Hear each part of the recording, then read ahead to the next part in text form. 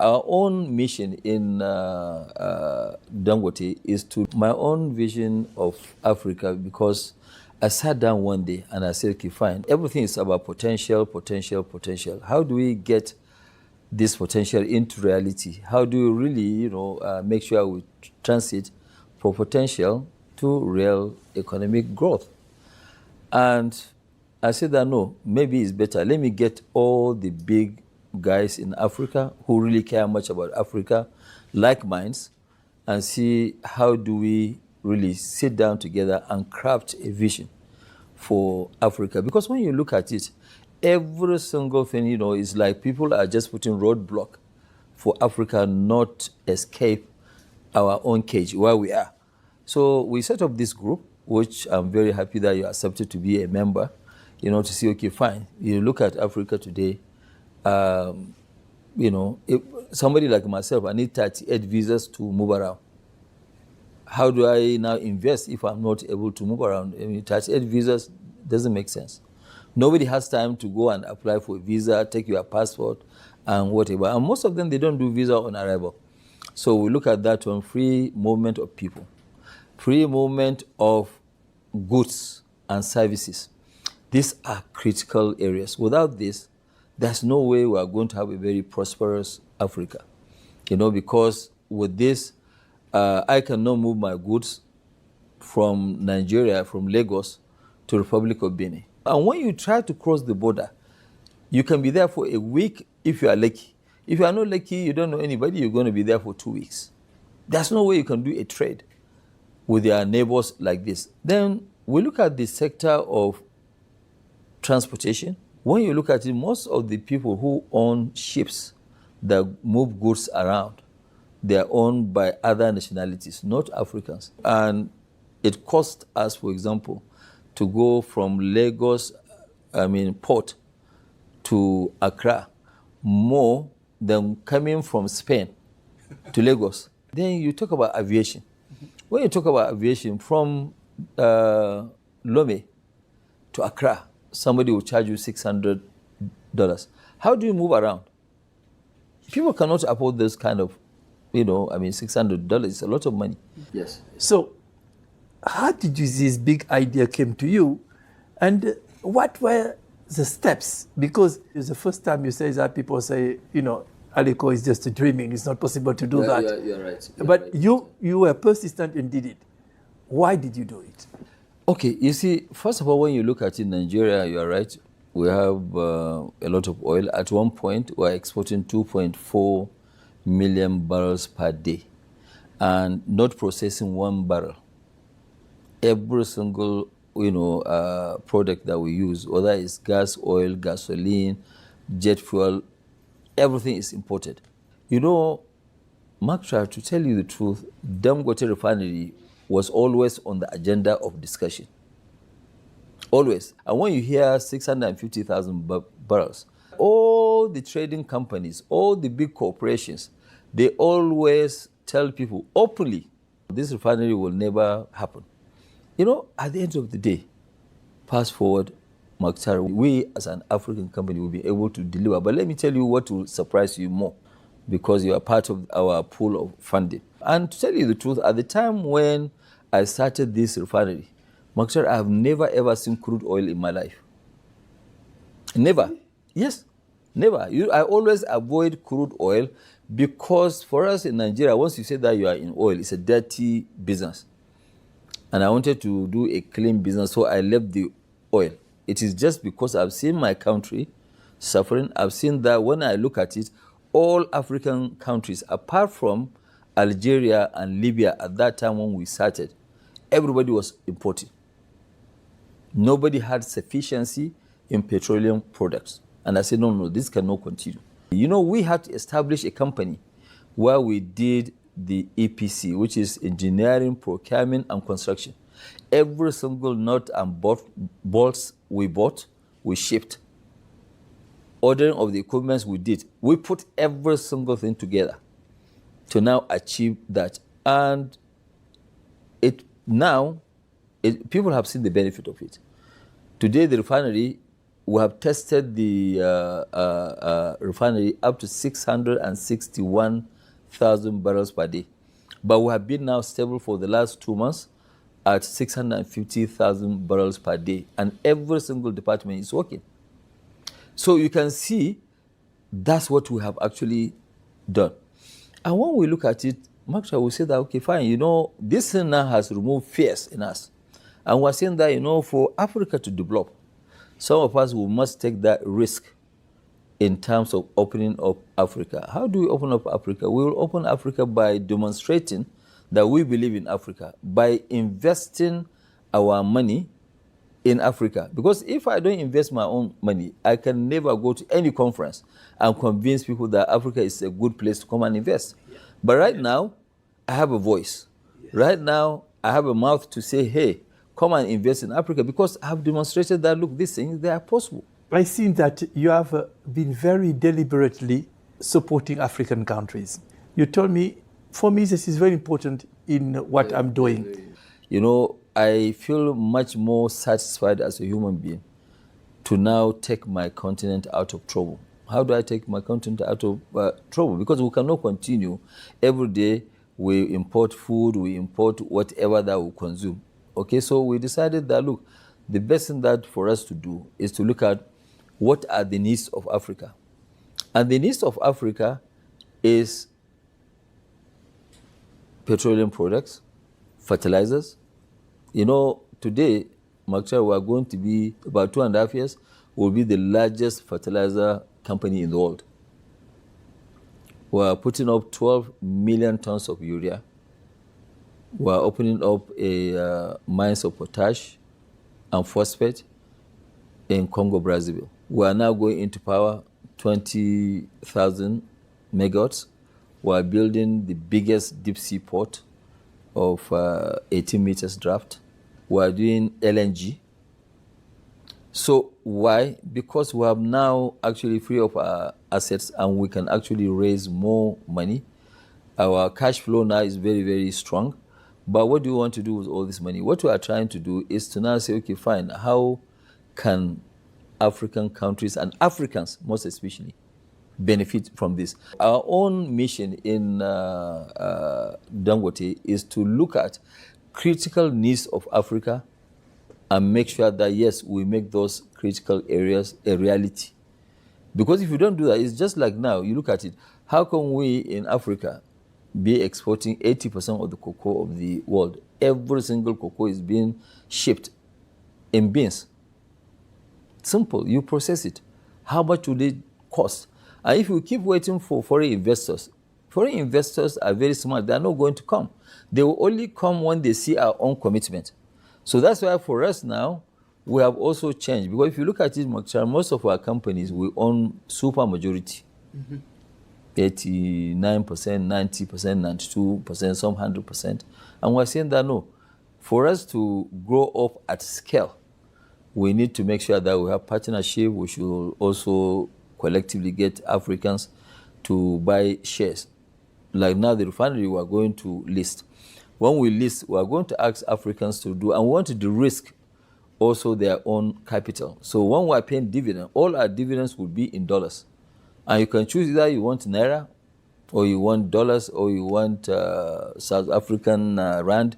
Whatever that you need, we'll pay. But it is going to be calculated and paid for in dollars. This point is very important for me, Aliko, because there is often, some saying that all the private savings of a middle class is taken out of the continent and put in apartment in Europe or the United States. That is part of the story, which is you cannot deny it. That's the truth. But there is the part of the story that people don't talk about a lot. Yeah. Is that when they have assets which are interesting and good quality assets in the continent, people are investing in. If you take the West African stock exchange, a company like Sonatel and so forth, whenever they're issuing on the stock exchange, people are oversubscribing. So, like you, I strongly believe that if you have quality assets on the continent where people can guarantee a return with a lot of stability, they will be investing in our assets. Okay. What is your view about it? It is a great idea, Mutara. Let me give you an idea. Let's say now today we have a projection that our company, based on the investments that we're going to make, will end up having $100 billion of revenue, and EBITDA will be minimum 30 to 35 billion dollars. Let's say that the way that we always give dividend, at the company operational level, we have been giving very, very high dividends. Sometimes we even give 90%.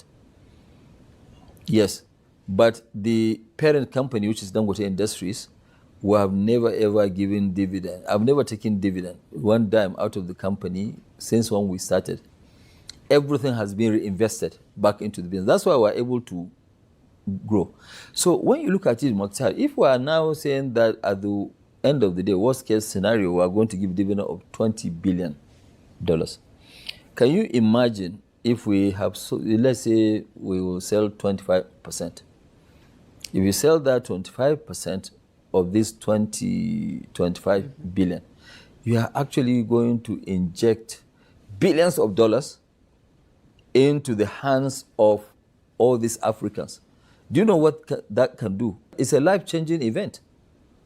And that is why really we are now working with the Central Bank of Nigeria, we are working with the Stock Exchange of Nigeria, we are working with the Securities and Exchange Commission, and we are now trying to now make all these things happen. Where Kenya, we put up like a vehicle, and all investment will be done there, and now they will take the money into our company. When they want to sell down, you can always sell down because there is a certificate that you have. You can take your capital out at any time that you want. A majority of them too will have. This is something that we would really love to work with you. I mean, you have more experience than us, so I'm sure this one IFC will definitely help to lead in this. You see, because Mokhtar, if we open up something like this, I am telling you, we'll end up paying maybe 20, 25 billion of dividend to Africans. That is a lot of money. It's a lot of money. It's a lot of money. So that is what we, so what, even for my own legacy, really, honestly, this one is a self-satisfying event for me. Another thing that you have been doing, and you came here and gives a keynote address on the water. Water, yes. Our project in water now, what we are doing is actually like in agriculture. I keep saying that, agriculture is not a poor man's business anymore. That is what can actually take our people out of poverty. So we became very, very interested in this, and one time when you set up that financing for us, IFC led, put up, in 2005, a finance, our first outing, 478 million. I'm impressed with your memory. Yes, that's right. It was a while ago. Yes, it was a while ago. And you took also risk on us. So it's a 7-year loan, and we're able to pay it in 18 months. Okay, so when you look at that, when we finish, to keep telling you how important water, is, even to our own operation. Normally in northern Nigeria, wherever you actually drill, you get water. But that area where we have the cement plant, there was no water at all. We're all hitting dry boreholes. Yes, dry all over. And you cannot produce cement without water. I never knew. Because the cooling of the equipment, all this one, it has to use water. So we had to go now and create earthen dam, where luckily we're nearby one river. We make it as a reservoir to reserve what we can have for 2 years, just in case that there is a drought. So with that, we're able to, secure. Today, my refinery cannot operate and produce good quality petroleum products without good treated water. In the refinery alone, we have 440 million liters of treated water storage. We use a lot of water, even though we recycle it. So in the same vein, when you look at all the other businesses that are doing rice processing, rice mills, there must be water. If the quality of that water is not there, No production. The same thing with fertilizer. You said that there are 400 mini dams in Nigeria, roughly. You told us. What will be your plan for IFC and you, the World Bank Group as a whole, to work with you on these 400 dams? What do you envisage as big investment? What we need to do is actually, because some of them, they just need a bit of desilting. Some of them, they need some repairs of the equipment because they have not been put to use, all of them, majority of them. So when we do this, what we are doing, all these people that are around the dams will actually totally transform their lives.